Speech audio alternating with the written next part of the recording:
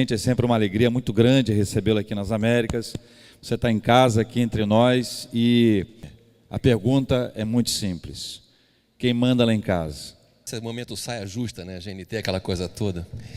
Eu acredito que a Bíblia diz muita coisa, mas a gente vê que a Bíblia, não sei se vai entrar minha imagem aqui, mas tem um telefone para você mandar perguntas ali.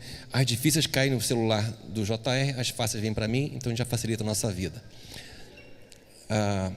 Produção, me dá minha imagem aqui, por favor. Joia, obrigado, Rodrigão. Aliás, esse momento musical estava muito especial. Eu fui levado a um lugar bem especial no meu coração. Eu fico pensando, toda vez que a gente vai tratar o que a Bíblia diz, não diz, o risco que a gente corre de entrar num lugar de lei, ou de ordem, ou de normatização. Não faz o menor sentido para quem não é convertido entender o que diz a Bíblia. Não faz sentido algum para quem não tem Jesus como seu Deus, Senhor e Salvador, o que diz a Bíblia. Ao mesmo tempo, não faz sentido algum você ter uma relação com Jesus e não se interessar pelo que diz a Bíblia. Então esse tema é um tema bastante interessante, porque desafia a gente a pensar no que a Bíblia diz, o que eu vivo o que a Bíblia diz. Um dos mandamentos que está lá dito pelo Senhor para Moisés é: não tomarás o meu santo nome em vão. E talvez seja esse um dos que a gente mais quebra, porque a gente interpreta a palavra de Deus segundo o nosso interesse e vive a Bíblia segundo a nossa boa disposição. Ou seja, a Bíblia não diz isso, mas a gente faz a si mesmo. A Bíblia não diz isso, mas a gente faz a si mesmo. Então eu interpreto e mudo uma forma. Deixa eu começar com um pouco de história nisso e talvez algumas questões que, sendo psiquiatra, eu tenho direito de falar. Pastor não pode falar essas coisas, mas psiquiatra pode, então fica à vontade para isso. O primeiro ponto é esse, né? Como diz o ditado, manda quem pode, mais ou menos, obedece quem é marido, né?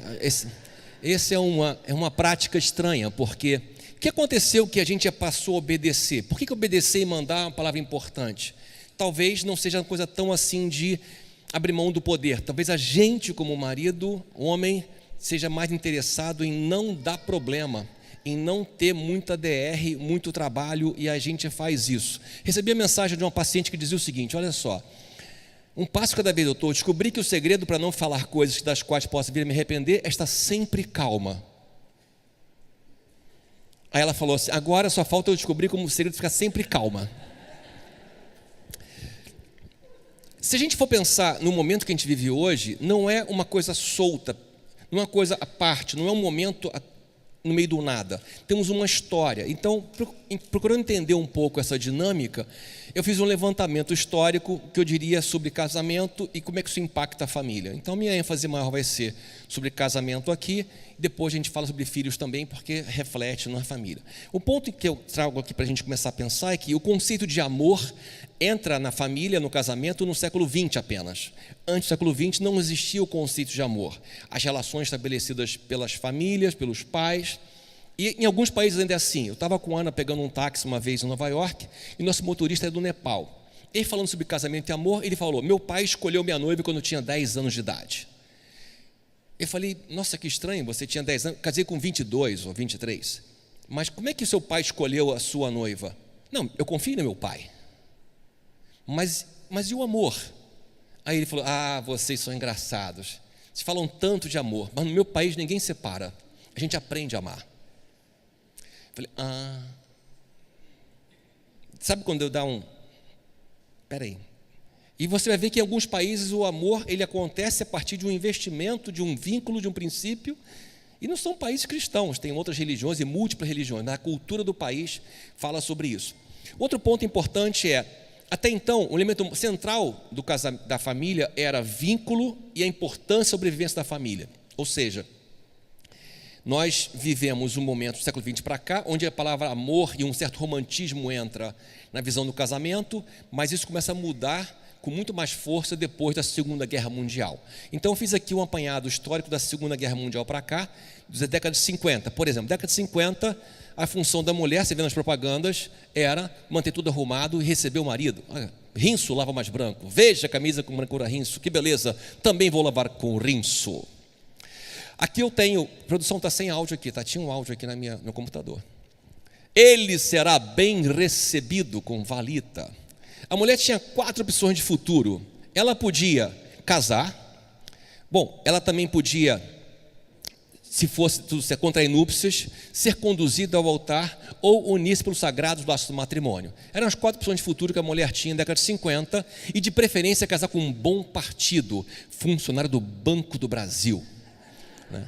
A mãe sonhava dar um bom partido para a filha, e não era importante trabalhar, estudar, muito menos ter qualquer outra atribuição que não fosse preparar a casa para receber o marido. Ou seja, ela era salva por um marido que seria o seu novo momento de vida, nova história, e dali para frente tudo daria certo se ela o obedecesse e ficasse debaixo desse nome, que é o sobrenome dela. Até hoje o nome do marido vem para a esposa, o pai leva a filha no altar, transfere para o marido a autoridade dele. Todo esse processo simbólico que estava lá atrás ainda é presente hoje, mas o conceito dessa época era um conceito de que a mulher era colocada sobre o marido e ele conduziria a sua vida. Esse processo não tinha muito conflito, mas década de 60 ou um pouquinho mais para frente, as escolhas que a gente tem naquele passado constroem o que a gente vive aqui hoje. Mas veja, década de 50, está aqui, anos dourados. Nos anos dourados a gente viu isso. Nós buscamos tecnologia. Baixa um pouquinho só a produção. Cada ano tem uma música, uma trilha musical. A gente buscou tecnologia. A tecnologia aparece no pós-guerra. Nesse pós-guerra, a gente viu aparecer a televisão, por exemplo. A televisão, ela teve uma mensagem subliminar que foram os anunciantes, em particular a indústria de fumo e de álcool. Então você vai ver que daqui a 50 para frente tem uma explosão de consumo de fumo e de álcool, porque todos os grandes filmes, os atores, ele fumava e bebia, ele sem filtro, ela com filtro, mas sempre estava fumando o ator, a atriz, o casal romântico, tinha muita fumaça em volta, tinha muito uísque em volta. Isso estimulava, e se viu que já tinha uma força a televisão para estimular o consumo. A gente conseguiu tecnologia, mas perdeu inocência. A década seguinte, 60, é uma década interessante, porque na década de 60 são chamados os anos rebeldes. Veja, década de 60 você tem uma mudança forte de comportamento e você vê especialmente uma nova subespécie humana que aparece na década de 60, que são os hippies. O hippie é um ser que fala como Tarzan, se veste como Jane e cheira como Chita. É um ser diferente, está em extinção. Hoje são muitos executivos, tem alguns aqui, ex-hippies, tem alguns aqui que eu senti que deu uma tremida aí, né? Essa etapa da nossa sociedade, a gente buscou liberdade. A liberdade é a palavra de ordem. Proibido proibir vem dessa década de 60, revolução estudantil, mas a gente quebrou um senso de responsabilidade. Com a chegada também de drogas, com a força enorme, você tem uma mudança da sociedade que era década de 50, voltada para o trabalho, reconstrução do mundo no pós-guerra, para a década de 60, onde começa o prazer, e aí vem pílula anticoncepcional 68, todas as revoluções estudantis e uma busca de liberdade. Ou seja, o pêndulo sai do trabalho e vai para liberdade. Década de 70 é o caminho contrário. Da liberdade vai para uma outra dura, que são os anos de chumbo. Então você vê que o pêndulo se move de um lado e para o outro. E aí você vê uma etapa que a gente chamou de ano de chumbo, o Brasil ama eu deixo. E nesse período da nossa história de grandes revoluções da sociedade, tivemos um tempo também de mudança de comportamento, quando a mulher vai para o mercado de trabalho, começa a haver um índice maior de divórcio, ela começa a buscar um espaço na sua profissão, também mais atribuições, mais angústia, mais dores. E nessa década de 70, não é por coincidência, mas há uma explosão de consumo cada vez maior de drogas lícitas, de medicações, e sobe o número de depressão no mundo. Você sabe que hoje depressão é a doença que mais cresce no mundo, mais de 20% da humanidade tem algum tipo de depressão, e o alvo maior da depressão, clinicamente, são as mulheres. Uma indústria farmacêutica poderosa começa a crescer aqui, e também temos aí um outro lado da história, que é a gente ganhando muito dinheiro com as dores alheias. Você vê na década de 80, a gente buscou igualdade e perdemos sensibilidade em 70, porque essa busca de igualdade também leva para um lugar de perder sensibilidade, o olhar para o outro vai para um lugar de quem está certo, a ideia de família vai para um lugar de segundo plano, o importante é entender aquilo que é bom para mim e eu não quero considerar se isso é bom também para todo mundo. Eu vou pensar em mim primeiro, eu vou sobreviver primeiro, aquela coisa de máscaras cairão, primeiro coloca a sua, depois ninguém está do seu lado, aquela coisa de avião que começou a ficar dentro das famílias também. Década de 80, chama década perdida, que foi uma década, de novo, por outro lado, de liberdade ou de libertação, quando a gente tem aqui a queda do Muro de Berlim. Nesse momento em que a cortina de ferro começa a romper, cai o Muro de Berlim, a Rússia começa a ser afetada em alguns aspectos, a gente viu aqui uma busca da globalização, o Brasil ficou fora por 10 anos desse processo de crescimento econômico, mas sentiu o impacto disso dentro da sua jornada.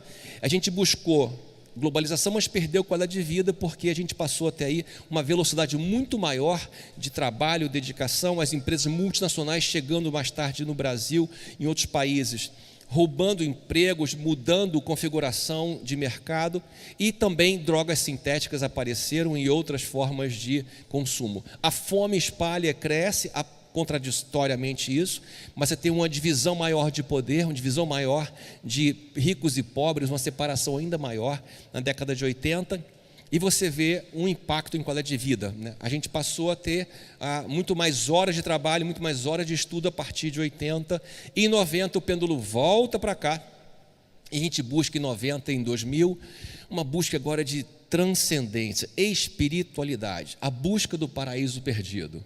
Em 90 a gente busca a autoajuda e desconecta da ajuda do alto. Toda a sociedade fala aí de incenso, de runas, de tarô, de cristais, coisas que são feitas por você, que você controla, você tem o seu Deus em casa, o seu oratório, o seu planeta, o seu mapa astral, você tem aquilo que você controla para ver o seu destino, a sua jornada, mas por que eu vou me colocar debaixo de um Deus que me conduz, um Deus a quem eu respondo, um Deus a quem eu me curvo, se eu posso ter o Deus interior? Então, nesse processo, você vê aqui algumas reportagens que apareceram em capa de revista, em particular me chamou a atenção uma revista que saiu na década de 90, que foi Witch, que quer dizer bruxa, revista em quadrinho para crianças, ensinando algumas bruxarias, alguns feitiços, algumas coisas voltadas para desenvolver a capacidade bruxa das crianças. Quer dizer, você tem coisas que parecem tão estranhas aqui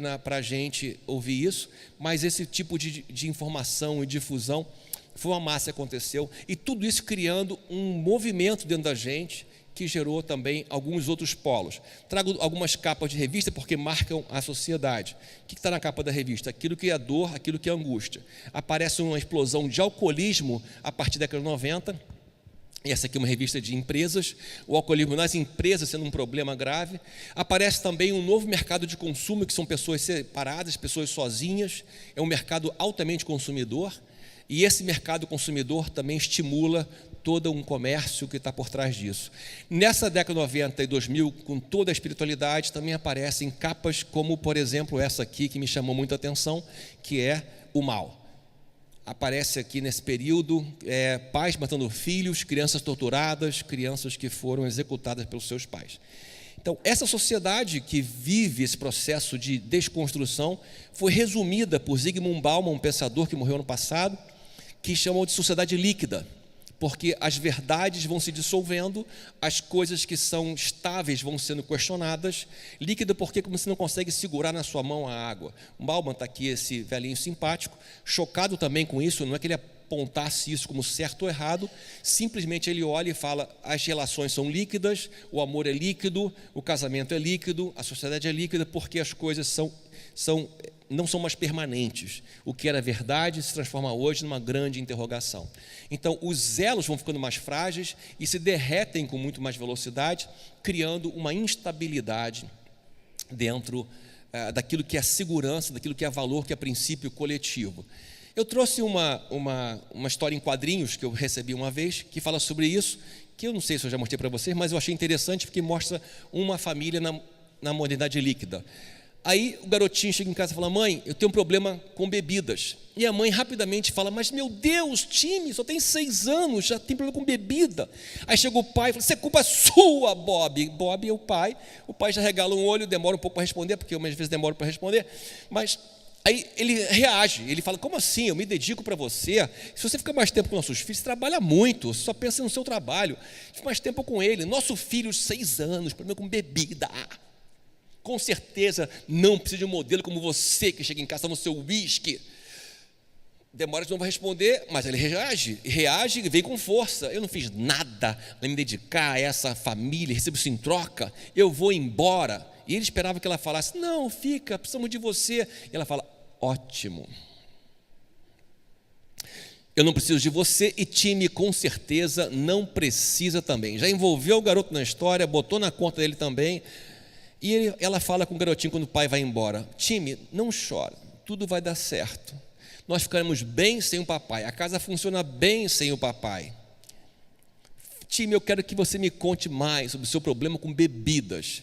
Já está aqui pensando que tem 20 anos de terapia para frente esse garoto, né? Já está chorando, desmontado, aquele caos todo, aquela gritaria. E aí ele pega a mochilinha: fale comigo, time, fale sobre o problema com bebidas. Pega na mochilinha e fala assim: se Joey bebe 1 litro de suco e Tom bebe 2, quantos litros bebem os dois juntos?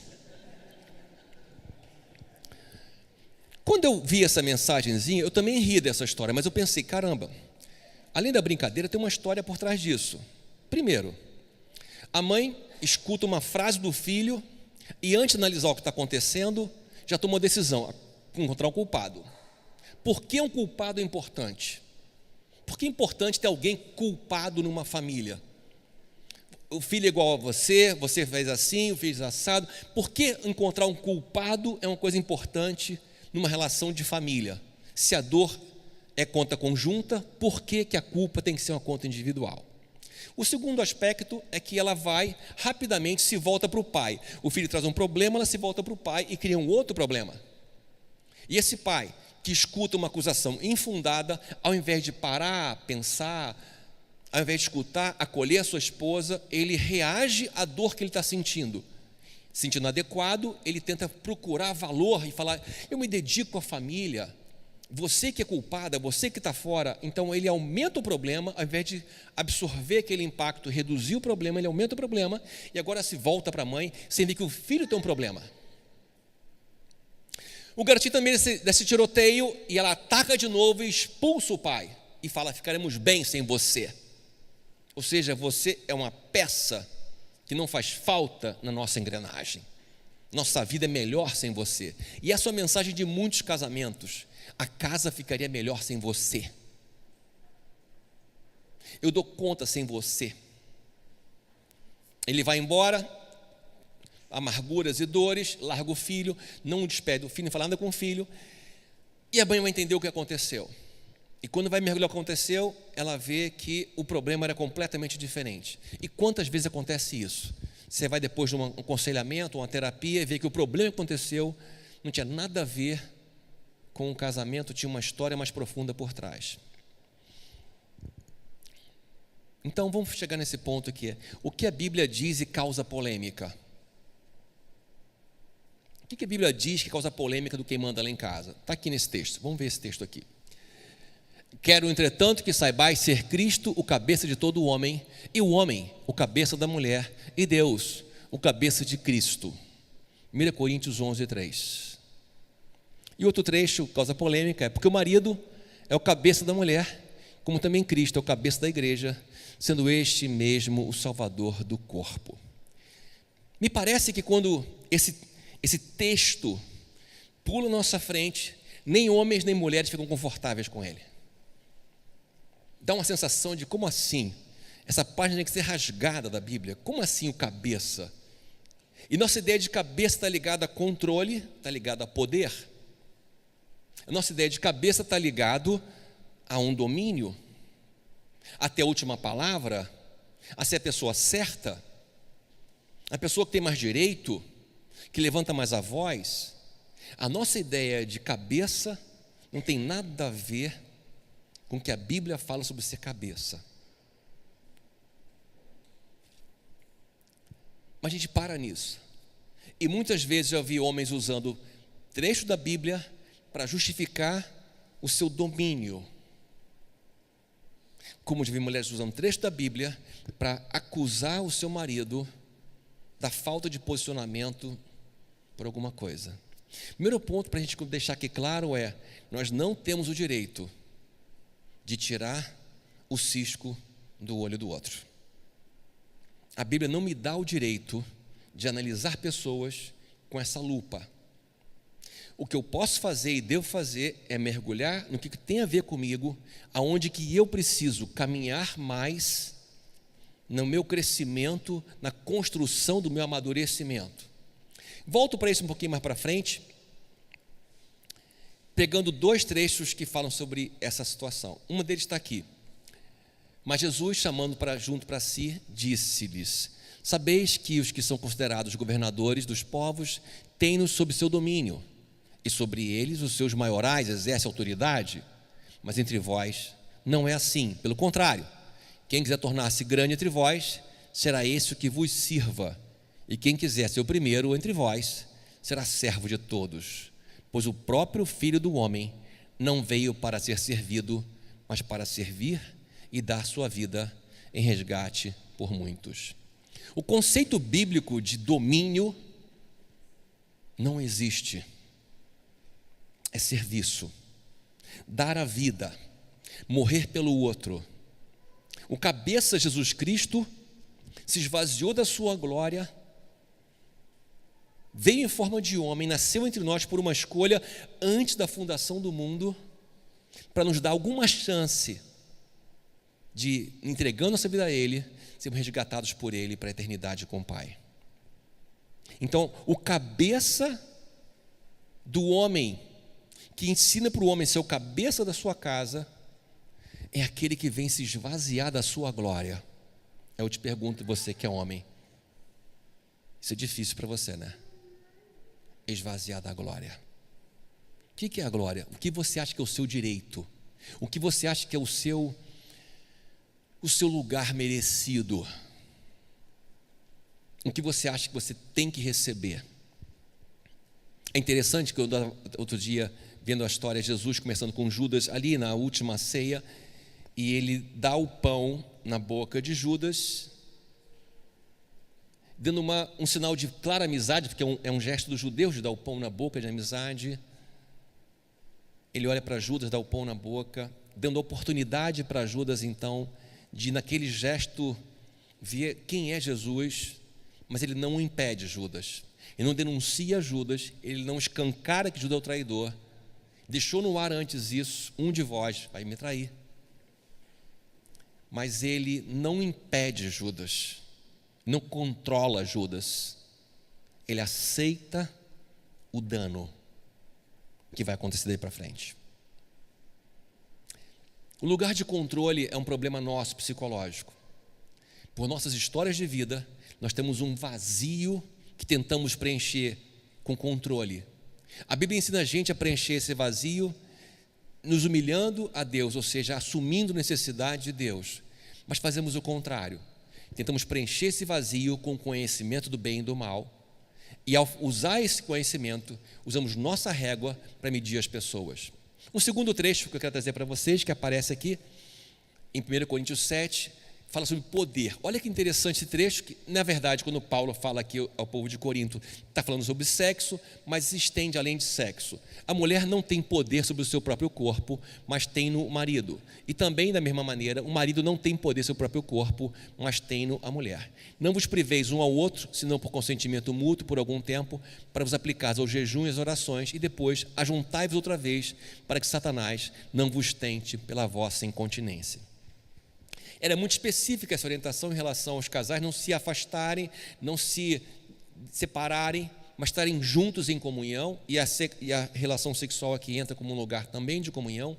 Mas o ponto central é: se a gente se afasta um do outro, a nossa incontinência, o nosso vazio abre espaço para que coisas malignas se manifestem dentro de nós, entre nós e através de nós.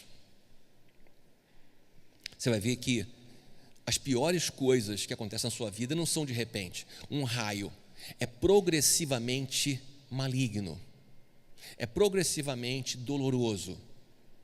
O que mais destrói os casamentos não é uma briga súbita, são as mesmas brigas que se repetem ao longo dos anos, as mesmas frases que você não aguenta mais ouvir, as mesmas dores que são muito difíceis de lidar. Nesse lugar de complexidade, não dá para fazer uma coisa rápida, uma coisa que você usa uma fórmula. A Bíblia não diz isso. A gente vai conversar hoje sobre isso, esse lugar do casamento, esse lugar do poder, e como é que isso transborda para os nossos filhos. Vou estar aguardando de vocês as perguntas fáceis, as duras vão ficar para você, JR. Muito bem. Chegamos aqui, ou chegaram aqui algumas perguntas, e vamos iniciar aqui.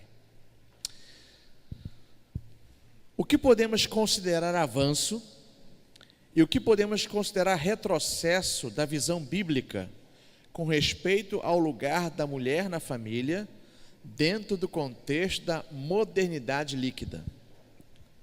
Essa é para você, já. Eu acho muito estranho falar de avanço ou de retrocesso da Bíblia. Se você entender que a Bíblia ela é inspirada pelo Espírito Santo e o avanço e retrocesso da nossa cabeça, a Bíblia que valia ontem, vale hoje, vale amanhã e nunca vai perder o seu valor, porque a palavra do Senhor jamais passará. Então, o avanço e retrocesso não tem nada a ver com a Bíblia, tem a ver com a maneira que a gente se posiciona e usa a Bíblia contra ou a favor de causas. Muitas guerras foram feitas baseadas na Bíblia, muitas pessoas foram queimadas baseadas na Bíblia, mas o espírito da Bíblia nunca foi esse. Um ponto importante para a gente considerar é que no tempo em que Jesus está entre nós aqui, ele é a primeira liderança da história que valoriza a mulher e coloca ela dentro do seu grupo, estabelece com a mulher uma relação de proximidade e parceria. Quando ele está na cruz, tem mulheres e João ali, os outros todos estão fora. A mulher é trazida por Jesus para um lugar de dignidade, de valor e de importância que nessa sociedade não tinha nada. Então, considerar a ideia que a modernidade ou a sociedade líquida ela interfere com a Bíblia não é verdade. O que está acontecendo é nós, por um processo talvez de uma hipnose operacional, estamos pensando muito pouco o que realmente a gente quer. Como eu falei no começo, eu considero que é um pouco perigoso estabelecer uma coisa que todo mundo segue como se fosse um clichê. E a gente gosta disso, né? O ser humano gosta de regras, gosta de estabelecer o que aqui pode, porque na verdade se eu estabeleço o que aqui pode, eu vou um pouquinho mais do que não pode, eu mantenho a lei, mas burlo um pouquinho mais. É interessante isso, porque a necessidade de controle que a gente estabelece também com a Bíblia e com a igreja e com a fé, é uma maneira de burlar aquilo que realmente somos desafiados. A Bíblia vai desafiar você a não parar um processo de esvaziar você da sua glória, de servir, de aproximar e de cuidar. Então, o conceito de que a sociedade hoje muda, isso não quer dizer que a Bíblia muda. Mas se a gente olhar para a Bíblia como sendo o nosso norte, a nossa direção mais profunda, ela pode salvar a gente das maluquices que nós mesmos criamos. Então, quando eu olho para esse texto, por exemplo, em relação ao que a gente falou de relacionamento, casamento, a Bíblia fala: para de procurar quem está certo, para de procurar quem tem autoridade, para de procurar quem tem mais direito, se coloca para lavar os pés, tira a sua túnica, pega uma bacia, uma toalha e lava os pés. Esse é o conceito central que nos inspira a pensar tanto no casamento, quanto no cuidado com filhos, com o nosso serviço como cristãos. Muito bem. Epístola de Paulo aos Efésios é uma boa referência para o lar cristão? Onde podemos encontrar outras referências? Se você procurar referência como texto bíblico, é possível que você pegue alguns versículos desencaixando do contexto como um todo. Eu tenho um pouco de preocupação de usar versículos como eu usei aqui, como se fosse ali o todo. A ideia central é: mergulhe na Bíblia. Qual a essência do que está sendo colocado? O que naquele momento que você está lendo a Bíblia, com os seus 20 anos, 30 anos, 40 anos, 50 anos, você lê em vários momentos o mesmo trecho e como é que aquilo leva você a um lugar de mais proximidade com Deus. Ao invés de procurar referências específicas, eu acredito que um caminho que a gente está buscando é como é que eu aumento o quebrantamento no meu coração, a minha confissão diante de Deus, de que eu preciso do Espírito Santo para entender o Espírito da Bíblia e transformar isso em verdade. Porque é interessante isso. Por um lado, o cristão é um ser sempre dividido. Ele chega diante de Deus com todas as suas dores e recebe de Deus um perdão, uma graça, uma santificação que o torna digno na opinião do Pai.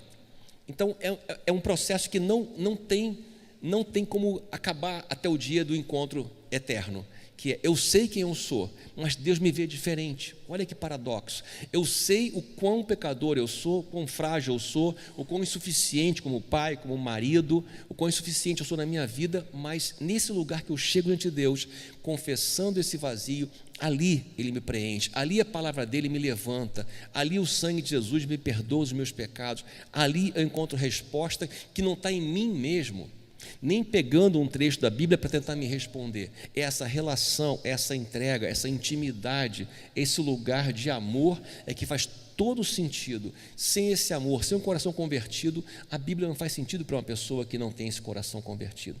Ela se transforma num livro de regras ou de bons modos, mas está muito longe de ser isso. É vida e vida eterna. O homem natural não consegue entender as coisas de Deus. Se você, buscando o Espírito Santo, já é difícil para caramba, imagina a pessoa que não tem isso, quer fazer da Bíblia uma regra de comportamento. Aí... É verdade. Vamos lá. A mulher deve ser submissa, mesmo quando o homem é egoísta, servindo somente a si próprio? Aí eu vou pedir para você, mulher ou homem, jogar a primeira pedra. Se você acha, mulher ou homem, que você não é egoísta e pensa em si próprio, você está mentindo. Nós somos egoístas e pensamos em nós mesmos e não no outro. Quando você está no seu dia ruim, impossível que você pense no outro, impossível que você considere o outro mais importante do que você. No seu dia ruim, você é uma pessoa muito perigosa. Repare que na sua casa, no seu casamento, na sua família, na intimidade do seu lar, é onde as palavras mais duras são lançadas. É na sua casa que as coisas mais cruéis são faladas. Não é no trânsito, não, nem no futebol. É na sua casa. Na sua casa que você mais profundamente fere as pessoas que você diz que você ama. Então, quando a mulher fala, será que ela deveria ser submissa ao marido que é egoísta? Temos aqui um paradoxo. Primeiro, o que é ser submisso? E depois, esse marido egoísta. E me parece bastante... da natureza humana ser egoísta. Mas vamos lembrar só que a palavra submissão vem do grego e do latim sub e misen, que sub está abaixo de, misen é lançar a semente. De onde vem a palavra missão? Missão vem de míssil, lançar a semente e soltar também esse míssil. Então submissão é estar debaixo da mesma missão, estar debaixo do mesmo propósito. Quando eu estou submisso a um propósito, estou debaixo da mesma missão desse propósito. E é interessante considerar isso. Por que é tão difícil para mim, homem ou para mulher, estar submisso a alguém? A gente também, homem, tem muita dificuldade de ser submisso a uma autoridade, a uma ordem, a uma lei. É difícil para cada um de nós abrir mão da nossa glória, do nosso poder, do nosso controle e estar debaixo de alguma missão. Então o ponto central não é se a mulher deve estar debaixo do marido. O ponto central é se nós estamos debaixo da missão de Cristo. Se eu estou nesse lugar e eu consigo olhar para Cristo, eu consigo abrir mão do meu controle. Outro ponto nessa história é quando é que nós, homens, também estabelecemos em nossa vida, em nossa liderança, um lugar de cuidado, de zelo, de proteção. Quantas vezes eu me vi abrindo mão de uma conversa mais profunda para economizar meu tempo, não me desgastar numa conversa difícil, não me desgastar num assunto que eu achava que não ia dar em nada, e assim, abrindo mão daquilo, eu estou abrindo mão também de levar nosso casamento, nossa família, para um lugar maior. Então, nesse ponto, eu queria chamar a atenção para uma verdade bíblica que é: não tente definir se o outro é egoísta, se está certo ou está errado, porque esse é o lugar do conhecimento do bem e do mal. Quando você ouvir a Bíblia, pensa em você, pensa no seu coração, Pensa no que Deus está falando para você e desafiando você. Ele não te pede nada que não seja possível você fazer. Por outro lado, eu acho que o ponto que ele chama a gente é: seja fiel no pouco. O que está no meu alcance fazer agora? O que eu posso fazer agora? O que está no meu tamanho fazer agora? E esse processo de buscar cada vez mais um crescimento, uma maturidade, um relacionamento com Deus, também vai me aproximar do meu casamento, e essa preocupação com quem manda e controle vai para um plano muito para distante do meu foco. O meu foco não pode ser quem manda, o meu foco tem que ser para onde que eu estou construindo a minha família, que visão eu estou estabelecendo no futuro. E tem mais, se eu tivesse hoje numa situação, por exemplo, de um CTI, que importância tem quem manda? Numa situação de crise, de iminência da morte, você tem verdades muito mais profundas e absolutas do que essas verdades paroquiais que a gente usa no dia a dia, estabelecendo o nosso campo de batalha, mediocrizando nossa vida, colocando pautas de domínio e controle um sobre o outro, esvaziando o valor e a importância do outro para a gente. A grande questão desse domínio, quem manda e autoridade, não é essa, é qual o valor que você demonstra para o outro. A gente, como um homem, como é que a gente demonstra cuidado, amor e serviço? Mulher, como é que demonstra importância, valor, dignidade e honra? Como é que a gente demonstra que o outro é importante, que o outro tem valor? Ao contrário de que a gente faz no dia a dia, de esvaziar o valor do outro, mostrar que a gente tem direitos e que o outro está devendo. Essa é a forma de controle, de manipulação. A palavra chama a gente para reduzir manipulação, aumentar a entrega, reduzir controle, aumentar a entrega, reduzir poder, aumentar a entrega, esvaziar da nossa glória e servir. Perfeito. Se o homem deve sair, outra pergunta. Se o homem deve sair do lugar de autoridade e se colocar disponível para servir, então esta autoridade passa a ser conjunta? Essa pergunta, ela está errada na definição. Em nenhum momento eu falei que a gente sai da autoridade. Eu falei que serviço é autoridade. Eu não saio da autoridade para servir. Servir é autoridade. Jesus fala que o maior no reino é quem mais serve. Quem define autoridade não é o outro que me define como autoridade. Não é o outro que define a autoridade que eu tenho. Não é minha esposa que define a autoridade que eu tenho. Deus definiu assim: eu tenho uma autoridade. Eu a uso ou não, para o bem ou para o mal, mas é minha responsabilidade. Eu sou autoridade no que eu faço, no que eu vivo, no meu casamento, com meus filhos. Não tem como eu explicar se eu tenho mais ou menos autoridade na opinião da minha esposa, num dia bom ou num dia ruim. A autoridade não fui eu que estabeleci para mim mesmo. Deus estabeleceu uma autoridade sobre mim. Quando eu estou debaixo da autoridade dEle, quando eu estou voltado para Ele, quando eu estou vivendo um lugar de serviço a Ele, a minha autoridade se manifesta como serviço às pessoas. Quando eu estou fora dessa relação de serviço a Ele, a minha autoridade se manifesta como abuso nas pessoas. Então, quando eu entendo o meu papel e estou conectado com a minha missão, submisso a Deus, a Jesus Cristo, cabeça do homem, eu não consigo fazer outra coisa a não ser lavar os pés. Quando eu estou fora desse lugar, eu abuso da autoridade, eu atropelo, eu machuco, eu falo coisas indevidas, eu saio de um lugar que Deus me colocou para um lugar que eu escolhi. Tem uma história japonesa que é interessante, não tem a ver com fé ou vida cristã, mas é assim. Tinha um mestre que era uma pessoa voltada para a guerra. O cara é um hábil samurai, aquela coisa assim de habilidade incrível. E ele queria avançar, queria evoluir mais. E aí disseram que tinha um mestre jardineiro, um lugar muito longe, 5 dias de viagem, naquele inverno japonês, um frio tremendo. E ele vai viajando esperando encontrar o mestre japonês. Chega num monastério, tem um velhinho ali na frente, todo sujo, mexendo no jardim. E ele fala: eu sou o rei, mestre samurai, vim encontrar o mestre dos jardineiros, porque eu tenho uma pergunta importante para ele. Aí ele falou assim: desculpa, mas qual é a sua pergunta? Aí ele falou assim: eu quero saber a diferença do céu e do inferno. Aí o velhinho falou assim: mas como uma pessoa tão burra como você, tão limitada como você? Começou a ofender o cara. Aí o cara puxou a espada, levantou a espada para cortar a cabeça do velhinho. Ele falou assim: esse é o inferno. Aí ele se tocou que ia matar um velho indefeso pela vaidade dele. pediu perdão, guardou a espada e ele falou: isso é o céu. Existe um lugar aqui que a gente estabelece de céu e inferno nas relações, ligado à espada que a gente puxa. Eu puxo uma espada para matar ou para proteger? Eu puxo minha autoridade para ferir e dominar ou para servir? Os dons, talentos que eu tenho, habilidades que eu tenho, eu uso para levantar pessoas ou destruir pessoas? Aí fica uma pergunta também para quem fez essa pergunta aí. Se eu sou um médico e estou fora da legalidade médica, o paciente deve me seguir? Eu estou prescrevendo drogas, não remédios, drogas, deve me seguir? Se eu sou um governante, estou fora da Constituição, um povo deve me seguir?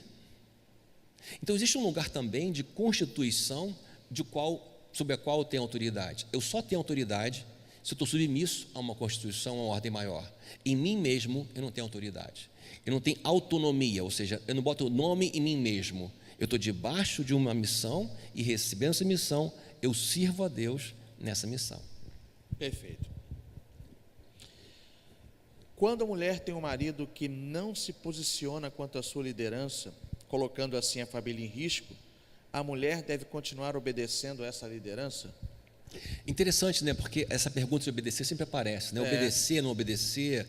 Esse é um pensamento das regras que eu falei, né? A gente gosta de uma regra e essa regra estabelece assim: olha, se você falar que eu devo obedecer, eu obedeço. Não falar que eu devo obedecer, eu não obedeço. Mas eu tenho certeza que o seu casamento é muito mais complexo do que uma regra. Você não vai conseguir estabelecer uma visão para o seu casamento sem olhar o todo dele. E ele não começa olhando com uma análise do marido ou da esposa. Quando eu olho para o meu marido ou minha esposa, estabelecendo se ele é fraco, se ele é bom, se ele é boa, se ela merece, se ele não merece, eu estou usando o que Gênesis fala do conhecimento do bem e do mal. Eu estou analisando e julgando a outra pessoa.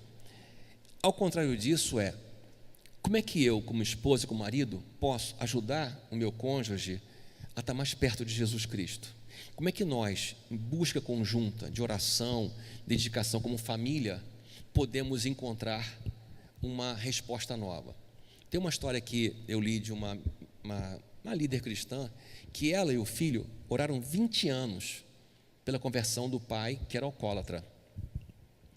20 anos orando para a conversão daquele homem que jogava dinheiro fora, destruía a casa, mas ela entendeu que deveria lutar pelo seu marido, e o filho, que era cristão também, devia lutar pelo seu pai. Entenderam assim, na revelação da palavra, entenderam assim, e fizeram assim, orando juntos. Um dia, ela decidiu parar de orar e começou a louvar a Deus por aquele homem, porque naquele casamento complicado, com aquela pessoa tão destruída, o filho, vendo todo o comportamento errado do pai e vendo a postura da mãe, decidiu ir mais fundo na Bíblia, mais fundo em Cristo, e aquele pai, que era um contra-exemplo, também ajudou esse jovem a não buscar no mundo o que via destruindo o seu pai. Quando ela passou a louvar esse marido,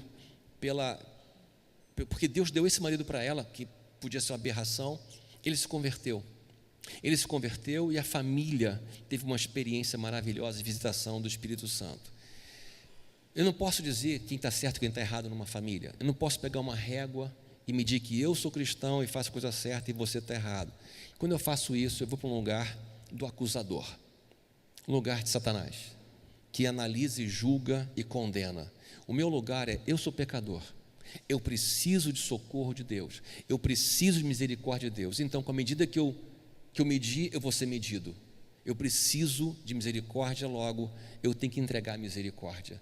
Ainda que esteja fora do meu alcance, o Senhor pode me capacitar, se eu busco a Ele, para dar para o outro o que eu preciso receber. A gente precisa de mais amor e menos lei, mais entrega e menos controle, mais abraço e menos discussão. Tem coisas que a gente não vai resolver, tem coisas no nosso casamento que não serão resolvidas, tem dores que não serão curadas, tem coisas que não serão tratadas. Eu não preciso fazer do meu casamento um mármore limpo, liso, sem nenhuma mancha. Somos imperfeitos. Eu acredito que o desafio que a gente tem hoje é caminhar com a imperfeição para um Deus que nos ama e é perfeito, e nos olha e não nos condena, nos olha e nos abraça, nos acolhe, fala: vem, como é que você está, porque eu vou te ajudar a chegar onde eu quero que você chegue. A igreja não pode ser um lugar de controle, não pode ser um lugar de usar a Bíblia para mexer com o que deve ser feito nas pessoas. Por outro lado, quando o Espírito Santo entra em nossa vida, as coisas transformam. A mudança do pensamento que vem da conversão é um processo que o amor de Deus nos constrange a melhoria contínua, a um lugar mais próximo dele. Quanto mais ajoelhado eu estou na minha alma, mais de pé eu estou na minha autoridade. Quanto mais submisso a Deus, mais firme eu estou na certeza da condução da minha família, da condução do meu casamento, do meu trabalho. E não consigo imaginar como é que seria a minha vida hoje. Não estaria aqui se não fosse a Ana, minha esposa.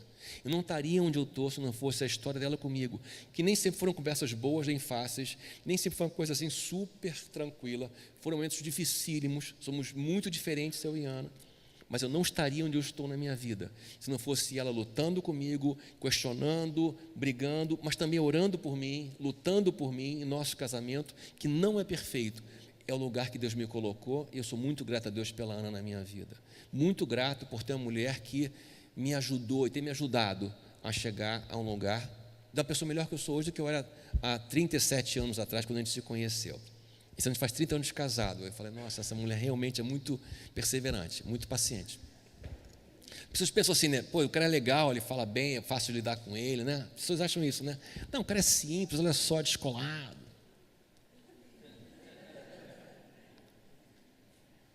Ela está ali, fala, Jeová. Ela está falando isso ali, ó. Olha aí. Mas nós não somos fáceis. Nós não somos fáceis. Você é uma pessoa muito difícil. Você é uma pessoa muito dura. Você é uma pessoa muito cruel. Você é uma pessoa muito, muito cruel. Precisamos assumir isso diante de Deus e pedir, nos ensina a amar. Eu sei combater, eu sei vencer, mas eu não sei amar. Não sei me entregar. Eu desenvolvi minha personalidade vencendo lutas, não baixando a guarda. E chegou uma etapa da vida que eu preciso baixar minha guarda para ser feliz. Eu posso vencer lutas lá fora, mas na minha casa eu não vou ser feliz se não baixar minha guarda, se não aprender a perder, a me esvaziar da minha glória, tirar a roupa, pegar a toalha e lavar os pés. E que Deus nos ajude a fazer isso, né? Deus nos ajude. Doutora Ilmer, nós agradecemos imensamente esse momento, esse tempo, e nós vamos continuar louvando ao nosso Deus, não é? Eu posso deixar para vocês mais uma coisa aqui, ou duas? Obrigado. Eu deixei aqui para a gente... Pode voltar aqui, produção? A gente fechar duas coisas. Em Gênesis a gente viu isso, o bem e o mal. A gente viu que ali, conhecendo bem o mal, a gente passou a julgar o outro, tomar o lugar de Deus. Mas o cordeiro já foi morto antes da fundação do mundo, que está em Apocalipse. O cordeiro que foi morto e o leão da tribo de Judá.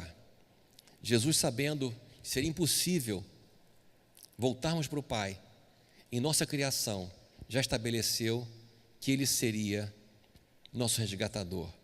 Então eu preciso colocar essa lente na Bíblia. Eu preciso ler a Bíblia com uma lente que não é a lente da lei, é a lente de Jesus, a lente que transforma a lei num ato de amor, que traduz em amor essa palavra. Talvez essa passagem fale assim: maridos, amai vossas mulheres, ou vossa mulher, como também Cristo amou a igreja e a si mesmo se entregou por ela, para que a santificasse, tendo purificado por meio da lavagem da água pela palavra. E mais um trechinho de Colossenses: maridos, amai vossas mulheres e não as trateis asperamente. Essa mensagem aqui, ela fala para mim como se fosse um coração de criança. Eu acredito que depois de tantas lutas e batalhas que a gente estabelece para conseguir casar, talvez seja importante a gente conseguir voltar a olhar para o casamento como mistério, como diz Paulo. É um mistério o casamento. E mistério eu não consigo controlar. Não consigo pegar areia, pegar água salgada e fazer disso virar o mar. Eu tenho que entrar no mistério. Eu não tenho controle sobre o mar. O mar tem controle sobre mim. Eu tenho que aprender a entrar no mar. E esse mar do casamento, esse mar do amor de Deus, esse mar do mistério, eu preciso entrar com o coração de criança. eu não vou entrar com controle, com conhecimento.